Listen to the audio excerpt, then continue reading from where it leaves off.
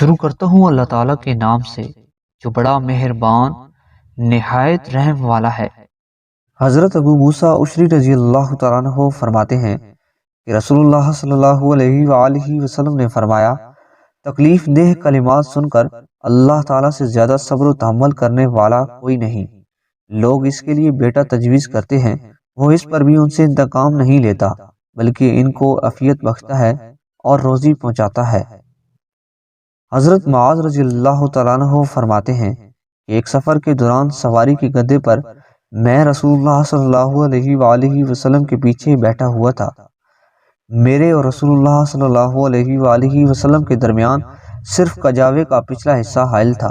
ان حضور صلی اللہ علیہ وآلہ وسلم نے مجھ سے فرمایا، معاذ جانتے ہو بندوں پر اللہ کا کیا حق ہے؟ میں نے عرض کیا، اللہ اور اس کا رسول صلی اللہ علیہ وآلہ وسلم ہی بہتر جانتے ہیں۔ آپ صلی اللہ علیہ وآلہ وسلم نے فرمایا، بندوں پر اللہ کا حق یہ ہے کہ وہ اللہ کی عبادت کریں اور کسی کو اس کا شریک نہ ٹھہرائیں، اور اللہ پر بندوں کا حق یہ ہے کہ جس نے کسی کو اللہ کا شریک نہ ٹھہرایا ہو اسے عذاب نہ دے۔ یہ سن کر میں نے عرض کیا، یا رسول اللہ میں یہ خوشخبری لوگوں کو سنا دوں؟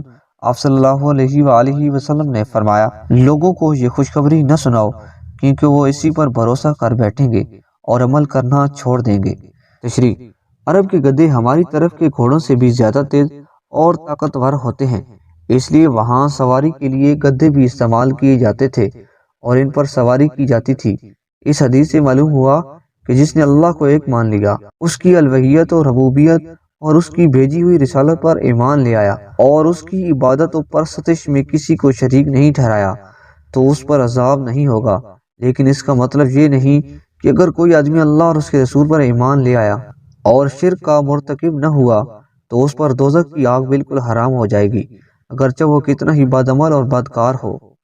بلکہ اس کا مطلب یہ ہے کہ مشرکین اور کفار کی طرح اس پر ہمیشہ کے لیے عذاب مسلط نہیں کیا جائے گا اور نہ وہ ہمیشہ ہمیشہ دوزخ میں رہے گا، بلکہ اپنے گناہوں کی سزا بھگت کر آخر کار اسے جنت میں داخل کر دیا جائے گا۔